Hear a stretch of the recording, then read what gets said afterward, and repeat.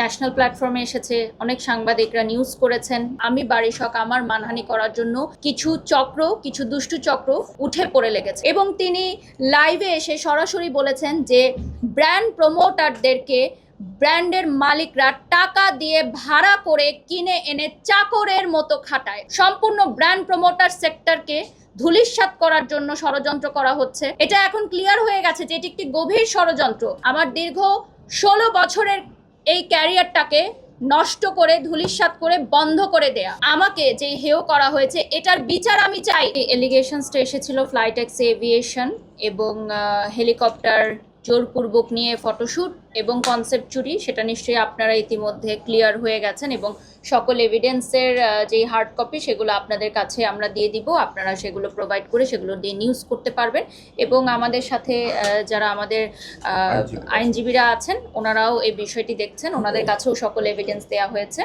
আমি আপনাদেরকে শুধু এটুকুই বলতে চাই, ইতিমধ্যে এটি ন্যাশনাল প্ল্যাটফর্মে এসেছে, অনেক সাংবাদিকরা নিউজ করেছেন এবং সোশ্যাল মিডিয়াতে আপনারা দেখেছেন রীতিমতো তোলপাড় সৃষ্টি হয়ে গেছে। উদ্দেশ্য প্রণোদিতভাবে যে বা যারা বারবার আমার এই ক্যারিয়ার নষ্ট করতে চাচ্ছেন, আমার এই সুনাম, আমার দীর্ঘদিনের পরিশ্রম এবং সততার সাথে একটা জায়গা তৈরি করে আমি এখন ব্র্যান্ড প্রমোটার হিসাবে যে এস্টাবলিশ হয়েছি এবং আমি এখন এক বা একাধিক ব্র্যান্ডের ব্র্যান্ড অ্যাম্বাসেডর হিসেবে যুক্ত আছি, সেই সকল ব্র্যান্ডের ভ্যালু নষ্ট করা, সেই সকল ব্র্যান্ডের মানহানি এবং ব্র্যান্ড অ্যাম্বাসেডর হিসেবে আমি বারিশক আমার মানহানি করার জন্য কিছু দুষ্টু চক্র উঠে পড়ে লেগেছে। এই যে আবারও পুনরায় সেই একই ব্যক্তিরা যারা আসলে এই হেলিকপ্টার শ্যুটের সাথে যুক্ত ছিলই না এবং সেই নারী উদ্যোক্তা উনি পরিচয় দিয়েছেন যে যেই ফ্রড ওনার নামটা হচ্ছে রোজা।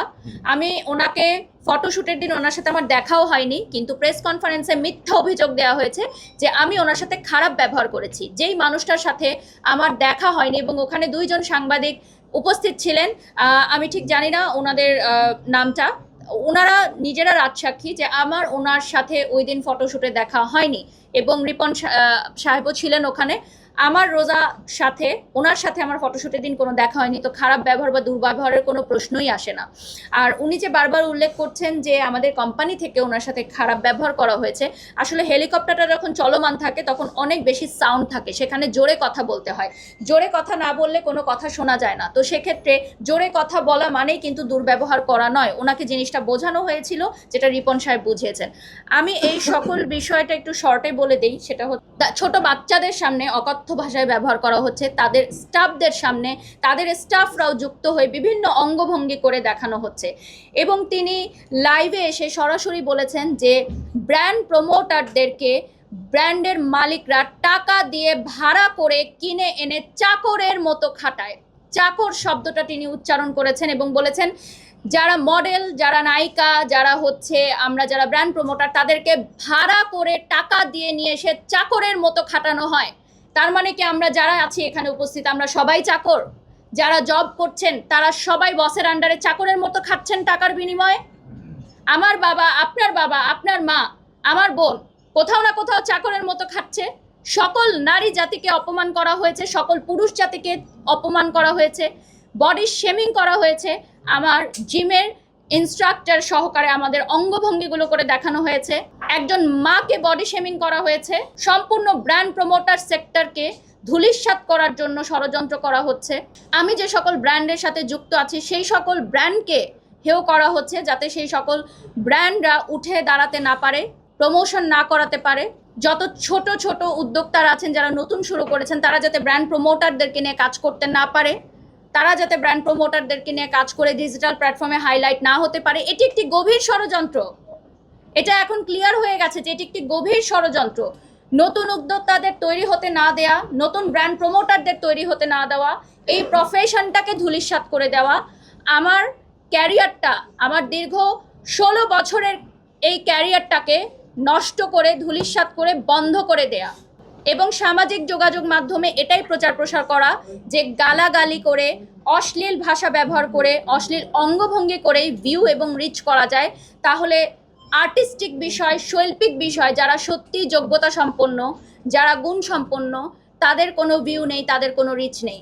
এবং এটাই আপনারা দেখেছেন কয়েকদিন রিসেন্ট অনেক ফেসবুক পেজ, অনলাইন ক্রিয়েটাররা এই বিষয়গুলোকে মেনশন করে করে পোস্ট দিয়ে তারাও রিচ ভাইরাল হচ্ছে এবং সবাই এটা বলছে যে এই বিষয়গুলো নিয়ে কথা বললেই তো ভাইরাল হওয়া যায়।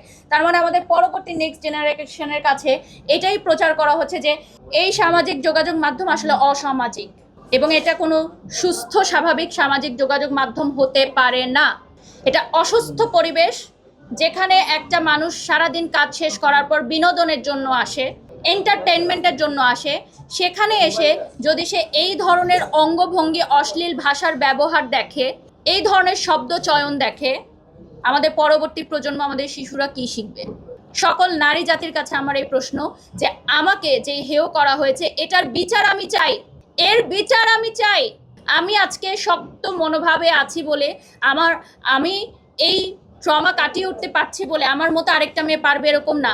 কালকে আরেকজন চলে আসবে আরেকজনকে অপমান করতে, তখন সে পারবে? সে কি এই ট্রমা কাটিয়ে উঠতে পারবে? কোটি মানুষের আস্থার ভালোবাসায় 11 বারের মতো দেশের 1 নম্বর রেফ্রিজারেটর ব্র্যান্ড ওয়ালটন।